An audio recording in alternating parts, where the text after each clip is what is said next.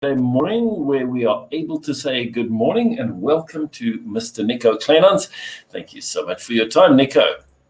Good morning to you and good morning to the listeners. It's always exciting when the president has good news for us, and last night was exactly that, moving down to level 2. That should have a good impact, right? Yes, I think it's going to have an interesting impact. I prepared for this morning before he addressed us last night, and so I had to do some predicting of what he was likely to say. But we are at level 2 lockdown, and the indoor venue number is now 250 people. So if you belong to a church, you can now have up to 250 people worshiping together, provided your building can hold more than 500 people. If you are now participating in an open air event, that can now move to 500 people, which means that we can now use bigger venues, and with summer coming, the outdoor events can kick off with much more joy than we could before. Curfew has now moved from 11 o'clock until 4 a.m., but even that, there is going to be a tweak in it, in that some of the international flights are going to take off during the curfew.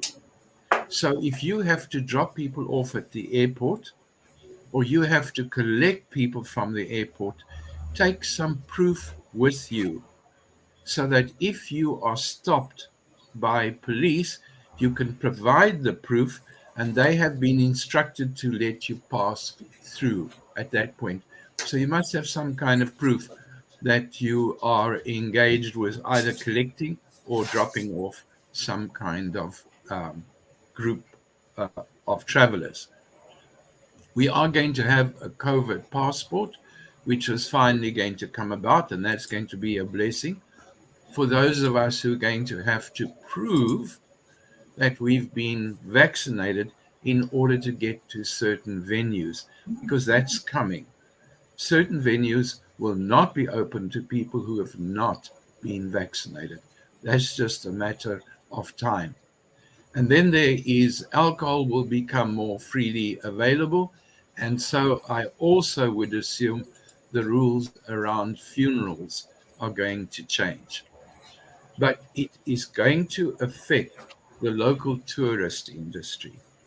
And I'm happy about that, because it's going to create a lot of new jobs. There are people who are in the tourist industry who've not yet been able to get to work. Guides, people like that, people who transport, they are going to find it's a lot easier, and hopefully will create another 2, 3, 400,000 jobs, which we desperately need in those provinces that welcome tourists. So that means for the Western Cape particularly, and obviously for KwaZulu-Natal, it's going to mean that we can now have much more effective tourist industry than we have up to now. The second thing I want to talk about today is not related to the lockdown, but is related to the upcoming local election. Because this is the time that political parties are listening to us. So this is the time you can exercise your voice. Now, I don't care which political party you vote for, but I do ask that you exercise your vote. And I want to give you one reason why you need to be exercising that vote, and that is simply taxes. Did you know that 68% of every rand that you pay for fuel in South Africa is taxed? In other words, of every rand you spend, 68% goes directly into the coffers of government. That's the reason why you need to be speaking up. If you sell a property and you have to pay capital gain, you've got to pay another 18% of your profit to a political party. That's a reason why you should be participating. If you're a company, you've got to pay 22.4% that capital gain to tax. Even in death, after the first 3.5 million, you're not let off the hook. You've got to pay tax again, another 20%.